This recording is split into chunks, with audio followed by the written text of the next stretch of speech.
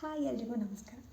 Usually ಕೆಲವರು ಹೇಳ್ತಿರ್ತಾರೆ that ನಾನು ದಿನಕ್ಕೆ 2 ಸಲ ಬ್ರಷ್ ಮಾಡ್ತೀನಿ, ಆದರೂ ನನ್ನ ಹಲ್ಲು ಉಳುಕಾಗಿದೆ ಅಂತ ಹೇಳ್ತಾ ಇರ್ತಾರೆ. ಈ ಉಳುಕಲ್ಲಿ ಏನಕ್ಕಾಗತ್ತಪ್ಪ ಅಂತ ಅಂದರೆ ಮೇಯ್ನ್ಲಿ ನೀವು ತಿನ್ನೋ ಡಯಟ್ ಫುಡ್ ಏನು ತಿಂತೀರಾ ಅದರಿಂದ ಈ ಒಂದು ಕೇರೀಸ್ ಆಗ್ಬೋದು. ಸಪೋಸ್ ನೀವು ಸ್ಟಿಕ್ಕಿ ಫುಡ್ ಜಾಸ್ತಿ ತಿಂತೀರಾ, ಚಾಕ್ಲೇಟ್ ಸ್ವೀಟ್ಸ್ ಹತ್ರ ಜಾಸ್ತಿ ತಿಂತೀರಾ ಅಂತ ಅಂದರೆ ಕೇರೀಸ್ ಜಾಸ್ತಿ ಆಗೋ ಚಾನ್ಸಸ್ ಇರುತ್ತೆ. ಸೊ ಬಾಯಲ್ಲಿ ಕೀಟಾಣುಗಳಿರುತ್ತೆ, ಮೈಕ್ರೋ ಆರ್ಗ್ಯಾನಿಸಮ್ಸ್, ಬ್ಯಾಕ್ಟೀರಿಯಾ ಇರುತ್ತೆ.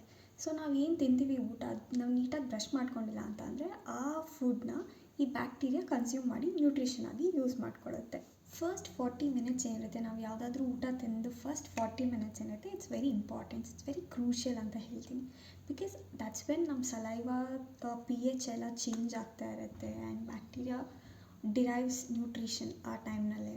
ಸೊ ಹಾಗಾಗಿ ಆ ಟೈಮ್ನಲ್ಲಿ ನಾವು ಏನು ಕೇರ್ ಮಾಡ್ತೀವಿ that's gonna be important. So ಹಾಗಿದ್ರೆ ಈ ಕೇರೀಸ್ನ ತಡೆಯೋದು ಹೇಗೆ?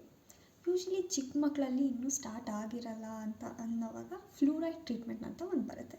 ಸೊ ಅದನ್ನು ತೊಗೊಂಡ್ರೆ ಯೂಶ್ವಲಿ ಈ ಫ್ಲೂರೈಡ್ ಏನಿರುತ್ತೆ ಅದು ಕೇರೀಸ್ನ ಅವಾಯ್ಡ್ ಮಾಡುತ್ತೆ.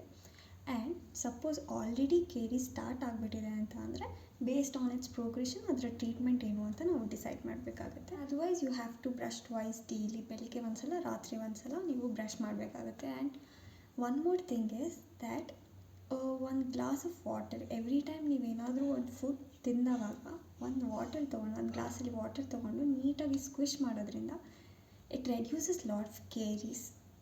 So this is the tip and thank you for watching the video. Follow for more.